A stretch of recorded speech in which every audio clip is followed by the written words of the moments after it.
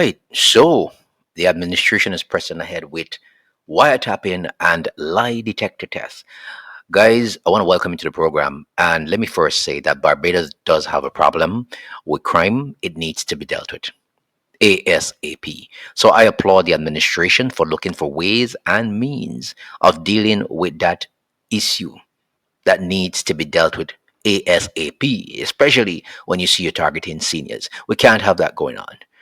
We would have spoken previously to you that a consultative process on wireless intercept legislation and being able to use the intercepts as evidence in a law court, and indeed that draft was passed to the Advisory Council on Citizenship Security, and it has now to go to the full council.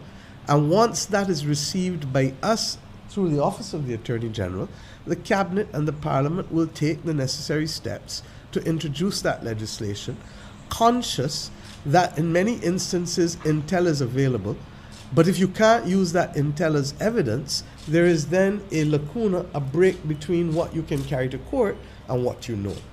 Prime Minister Motley says this can no longer obtain. She also shared that government is now at an execution stage as it relates to a truth verification process, more commonly known as lie detector testing. According to her, equipment has been purchased and training provided. Additionally, the Attorney General will be meeting with trade unions as the administration presses ahead with this measure. But sometimes when government bring things about, we have to question what it's really all about. For instance, let's take a look at this. Today, you and I, we use Samsung phones. They all have IP addresses, right? Secondly, these guys who are involved in crime really don't mess around with those kind of phones. They use what they call burner phones. These phones have no IP addresses. They work off cell towers. They don't have any IP address. That being said, what are they doing today? Today, it's not wiretapping, it's network tapping. And you have to ask yourself, is it to go after the centers or criminals? Because I just explained a while ago why it's very difficult to get these guys on the kind of phones that they are using. Network tapping, what does it do? Well, it taps every single thing. See, because these days your home phone, even your internet, they're all basically in the same fiber line. It's a network. So we can tap the network and we get into your home phone, we get into your internet, we see everything you're doing.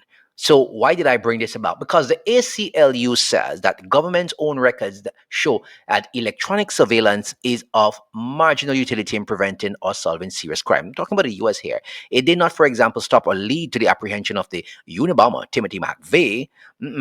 Those crimes were solved by good detective work. Serious crimes of violence, including terrorist crimes, are almost never the target of electronic surveillance. See that name up there? Project ShieldNet, August the 15th, 2019.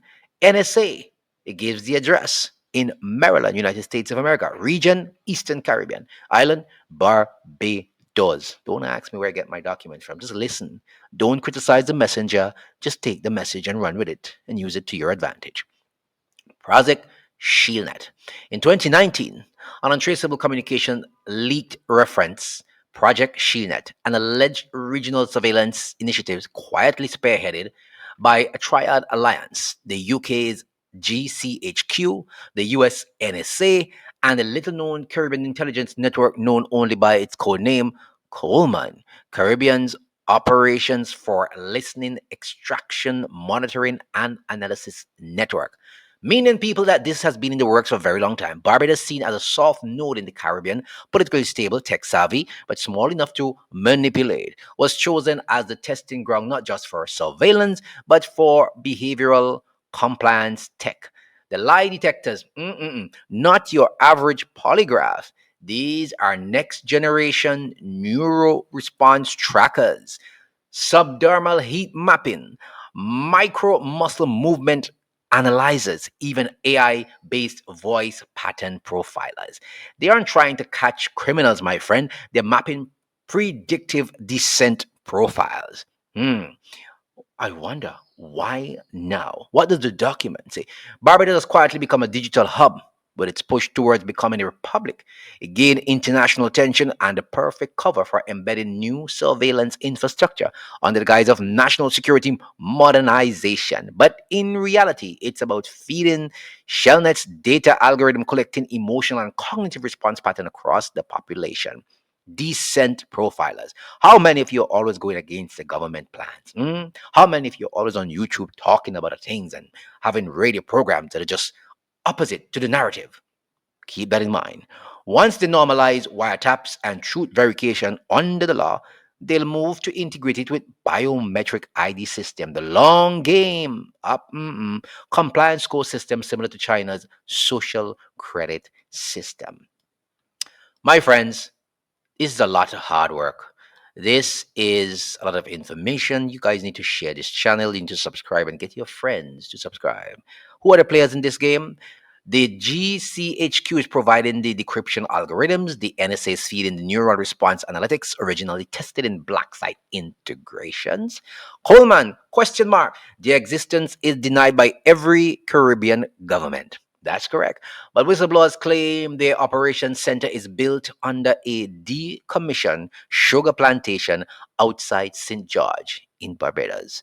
Please go have a look. Go do some testing. I'm only the messenger. Please take the message and do whatever you wish with it. Until then, my friends, have a good day.